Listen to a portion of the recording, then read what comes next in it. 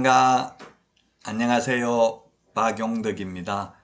공인중개사법 하루 3문제 기출 뽀개기 시간입니다.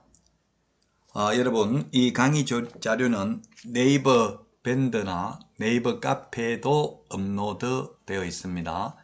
자, 강의 시작하기 전에 먼저 구독, 좋아요, 알람 설정 해주시면 감사하겠습니다. 자, 34번 문제입니다. 24회 34번.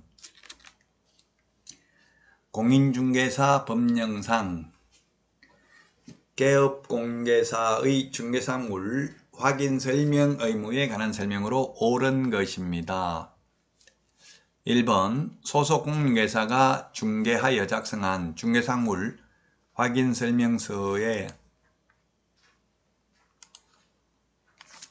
개업공개사가 서명날인하는 경우 소속공인중개사는 서명날인하지 않아도 된다. X죠. 당해물을 수행한 소속 공인중개사도 함께 서명날인하여야 합니다. 2번 주거용 건축물의 구조나 진동에 관한 사항은 설명할 의무가 없다 했는데 네, 해야 되죠. 일조, 진동, 소음 등도 확인을 해야 되고요. 구조, 기본적 사항 설명할 의무가 있습니다. 자, 그 다음에 환경조건도 기재를 비주거용 경우 소음에 관한 환경조건도 기재해야 된다. 비주거용은 하지 않습니다. 환경조건, 일조, 소음, 진동은 주거용 1의 서식만 기재를 합니다. 자, 그 다음에 4번 중개사물에 근저당이 설정된 경우 피담보 채무액까지 조사 확인하여 설명할 의무는 없다. 예, 이게 맞네요. 근저당이 설정되어 있는 경우에는 채권 최고 금액만 설명하면 됩니다. 현재 피담보 채무액까지 설명할 의무는 없습니다. 다만 현재 피담보 채무액을 설명 안 해도 되는데 잘못 설명해서 의뢰인에게 재산상 손해가 발생했다면 그 손해를 배상하여야 합니다. 4번이 맞고요. 5번 토지에 관한 중개사물의 확인설명서에는 등기된 토지 임차권이 존재하더라도 기재할 필요 없다 했는데 권리관계 기재해야 되죠. 따라서 5번 틀렸습니다. 우리 확인 설명해야 될 사항 암기 프린터 6번에 보면 기권, 가공, 상태, 환지세 9가지 조사 확인해서 설명해야 됩니다. 권리관계 조사 확인해서 설명하고 기재도 해야 됩니다. 따라서 4번이 정답이 되겠습니다. 1번의 경우 소속 당해물을 수행한 소속공개사가 있을 경우 소속공개사도 서명 및 날인해야 되고요.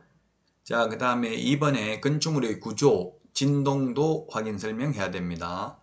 그 다음에 3번 소음 환경조건은 1의 서식 주거용만 기재합니다. 그 다음에 5번은 임차권이 있으면 기재하여야 합니다. 권리관계 설명하고 기재도 해야 되죠. 자, 다음은 35번입니다. 35번인데요.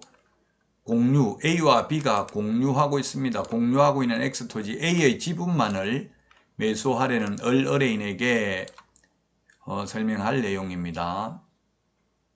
1번 갑과 을은 민법상 위임관계 있지 않으므로 갑은 을에 대하여 선량한 관리자의 주요물을 부담하지 않는다 했는데 판례는 선관주의 개업공개사는 의뢰인에 대해서 선량한 관리자의 갑이 개업공개사죠. 지금 갑이 개업공개사입니다.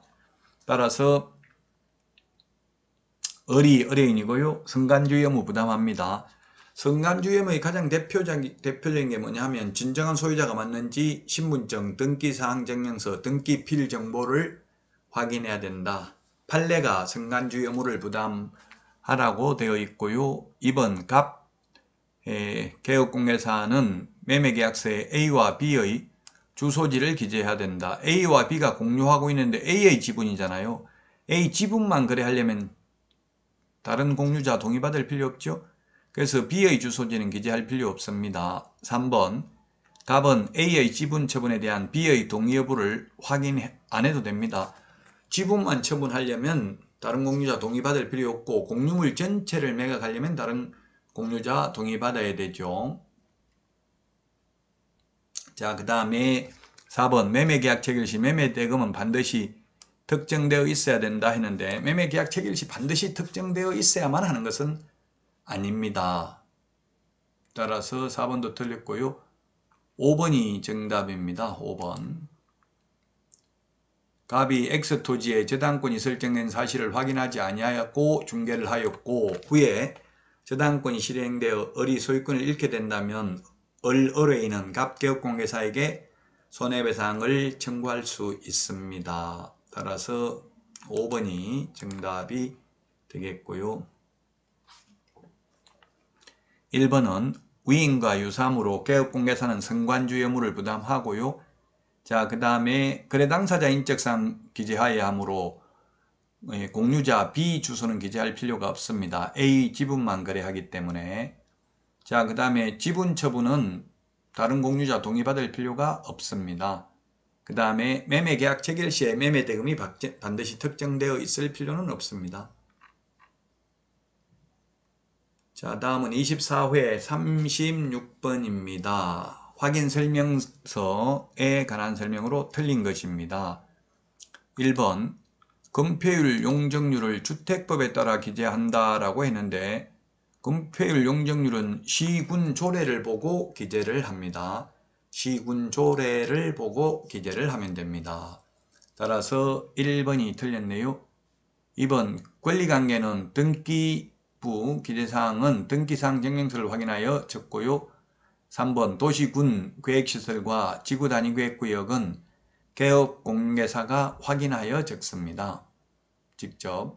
4번 환경조건은 개업공개사의 세부 확인사항에 해당됩니다. 1조 소음 진동이 환경조건이죠. 자, 그 다음에 취득시 부담할 조세의 종류 및 세율도 개업공개사가 확인한 사항을 적습니다.